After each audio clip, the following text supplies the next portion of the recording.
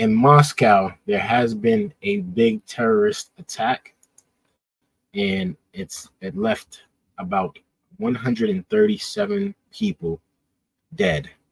And ISIS is the one who is claiming to be the cause of this.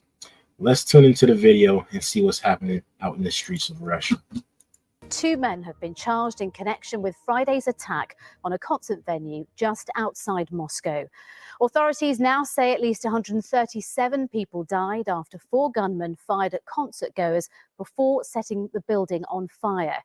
Well, today was declared a national day of mourning for the victims. The Islamic State group has released graphic footage which appears to back up its claim of responsibility. But Vladimir Putin has suggested Ukraine was involved.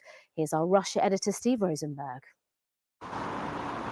In Moscow, wherever you looked, wherever you turned, you could see this was a country in mourning and in shock.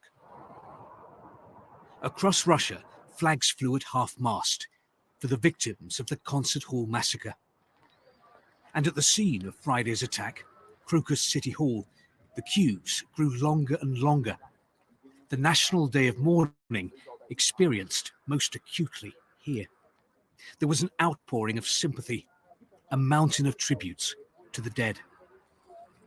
As well as leaving flowers and candles, people have also been bringing soft toys and sweets, because amongst the dead, there were children. They've also been leaving messages. One is addressed to the attackers, and it reads, "You are scum. We will never forgive you." Among the crowd. This is the sad part about what's going on over here, right? And of course, my condolences to all those families that lost a loved one, that lost a child, that lost a daughter, that lost a mother, that lost a father. But this is the sad, sad part about the world, that we still don't seem to get it correct. Russia's mourning,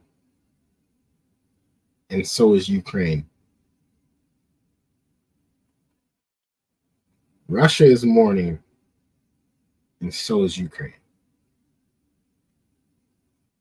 Although 137 people or more died out of this situation, there has been thousands of soldiers dying on the battlefield, and we don't even know exactly the reason why. I'm not saying, and I don't want to take away from this video, I'm not saying that this is not a big thing that happened,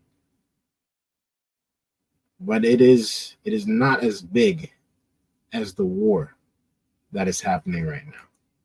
There was a mixture of grief and anger. It was a big shock because I live nearby and I saw it from my windows. It's horrific and a big tragedy. Such a terrible loss, says Natalia. I'll never forgive or forget. Bring back the death penalty, Yevgeny says, for terrorists, for sure. This is how the attack had begun, with gunmen in the foyer and desperate attempts to take cover.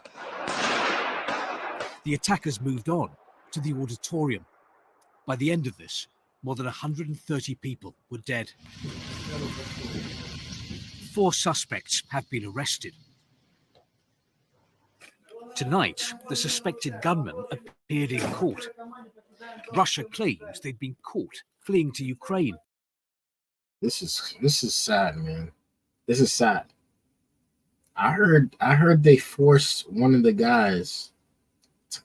I heard they cut his ear off and they force fed it to him. That's what they did to one of these terrorists, which, with all due respect, he deserved it. And had contacts there. Kiev fiercely denies any link to the attack. That's the guy right there that they took off his ear and they forced him to eat it. The Islamic State group says it was behind the shooting. And on this day of mourning, silent prayers from a somber-looking President Putin.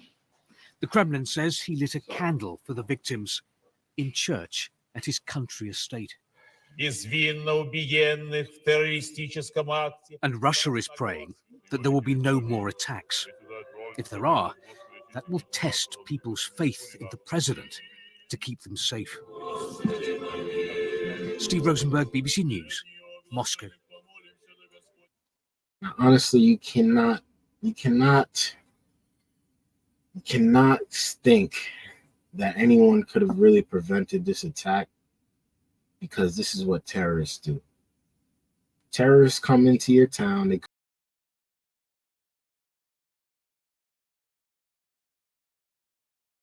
They come into your. We lost connection again. Oh well. They come into your state. They come into your towns, and they do what they want to do. They do what they want to do, and they do it quickly. We're back. They do it quickly, and they try to kill off as much people as possible before they either kill themselves or they get killed. And I'm so shocked and I'm so surprised to see that these 4 men did not get killed. We do know for sure they're going to get tortured to death. There's no doubt about that. Putin is going to take care of them.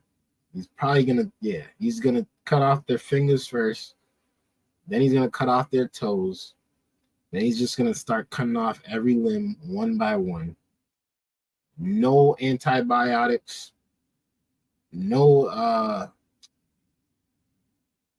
steroids to stop the pain. They just going to be suffering until they die. And again,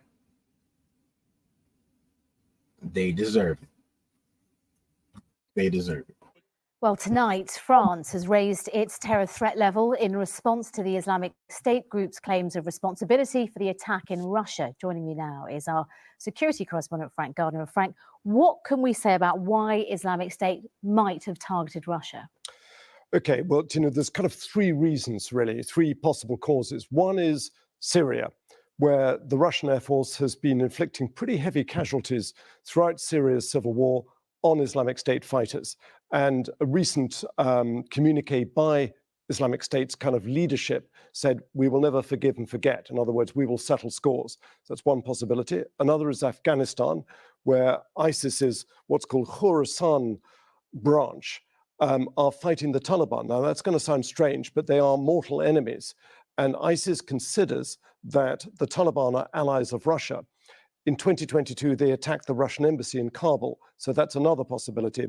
And the third is the general kind of suppression by Russia's FSB, that's the Domestic Security Agency, of suspected jihadists and other Muslim individuals inside Russia. Based on this news tonight from France, Frank, what's your assessment of the Islamic State threat in Europe? Well, it never went away. So MI5, for example, here in the UK, which is the security service, their highest priority, the bulk of their workload is still ISIS and Al-Qaeda inspired terrorism, trying to head off those threats. Now, currently, Britain is at the middle of five levels of terror threat. It's at something called substantial, which means that it's not particularly reassuring. A terrorist threat is thought likely, but it's only the middle one. France has gone to the highest of 3.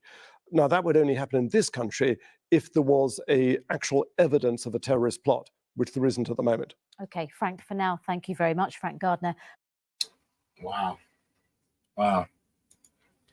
Russia is at war with Ukraine. They try to blame Ukraine, but Ukraine said, nah, this ain't us, man. They still trying to blame Ukraine, but Ukraine said, nah, this ain't us. ISIS boldly stood up and said, you know what, this is us. This is what we did.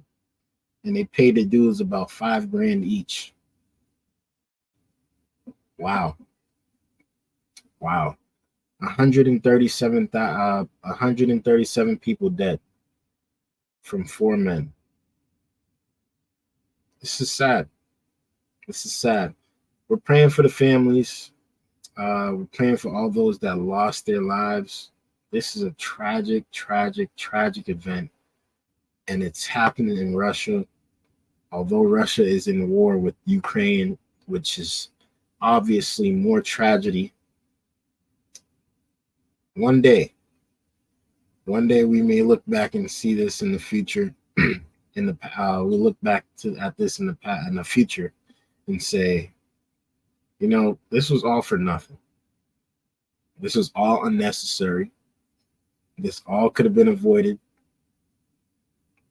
But this is one of the worst times in the history of the entire world.